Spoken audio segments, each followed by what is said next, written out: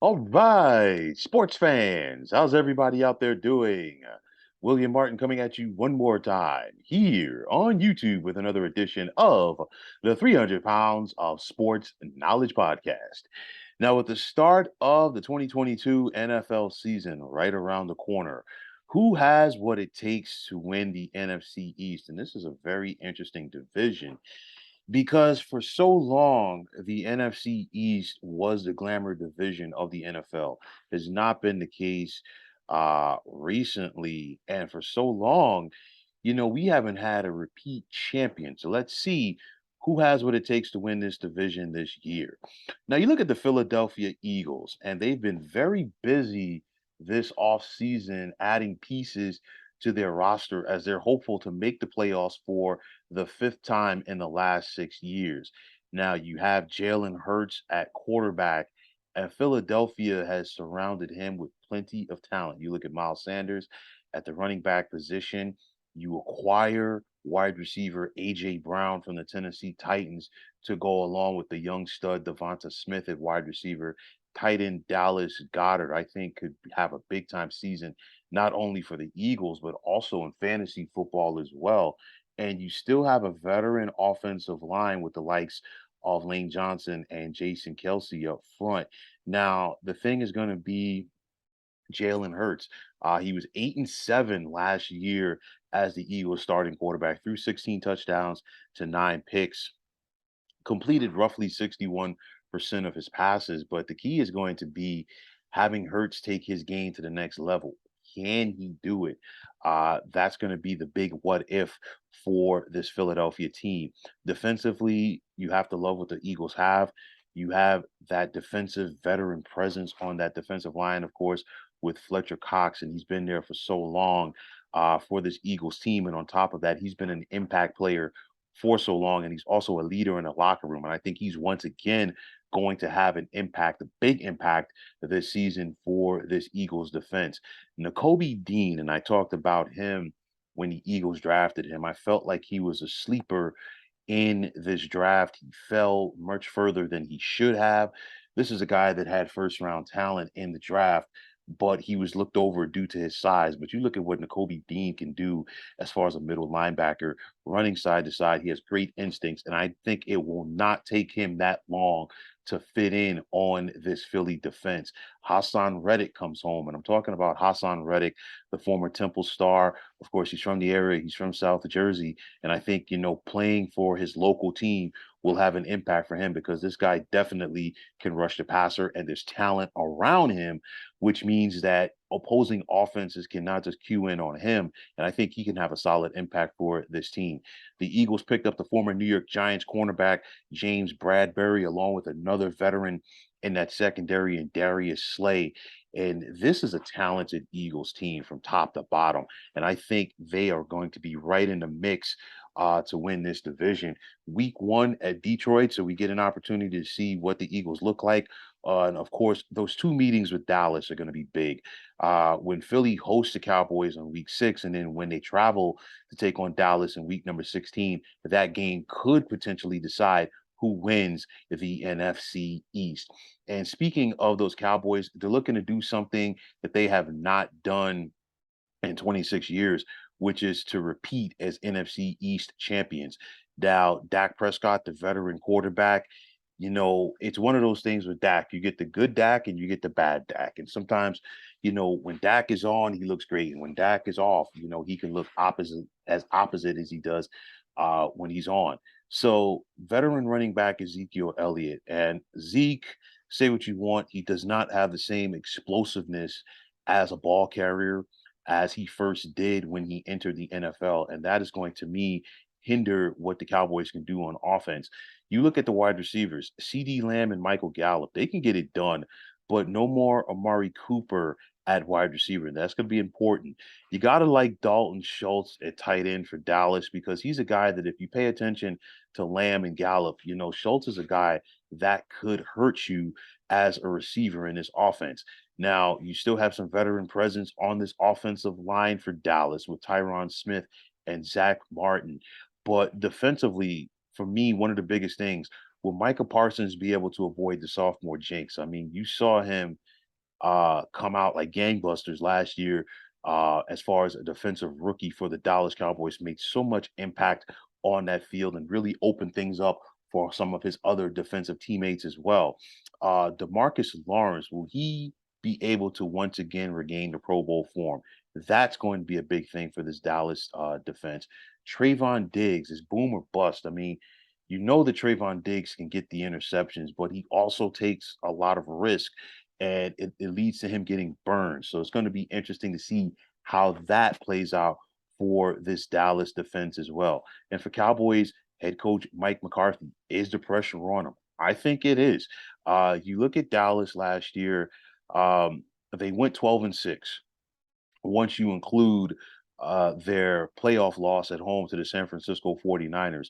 But this was a team, they went 6-0 against the NFC East and 6-6 against everybody else. So that's going to be the big thing for Dallas. They have to find a way to beat the good teams consistently.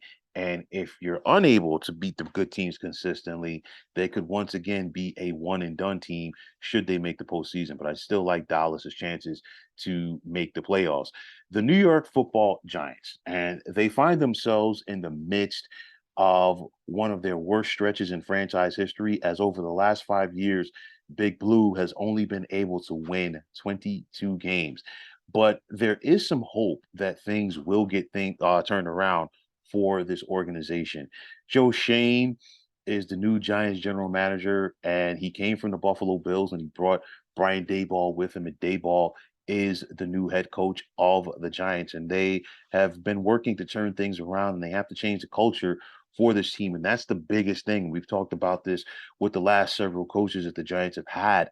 It's all about changing the culture. Why? Because this team has been accustomed to losing so long. So you have to, get those guys out and bring in guys that are going to be focused on winning. But any success that the Giants expect and hope to have for this upcoming season begins with quarterback Daniel Jones. And make no mistake about it, this is a make or break year for Danny Dimes. The Giants did not pick up his rookie option, and this is a guy who's 12-25 as a starting quarterback in the National Football League. He's been consistently inconsistent, to say the least. And the Giants are giving him the benefit of the doubt because there has not been a lot to work for him to work with on offense. But make no mistake about it, some of this still falls on Daniel Jones. You look at his ability from the pocket, it has not been strong. If his first read is not there, it like things really break down for him very quickly. And on top of that, he's been very inaccurate and erratic with the football.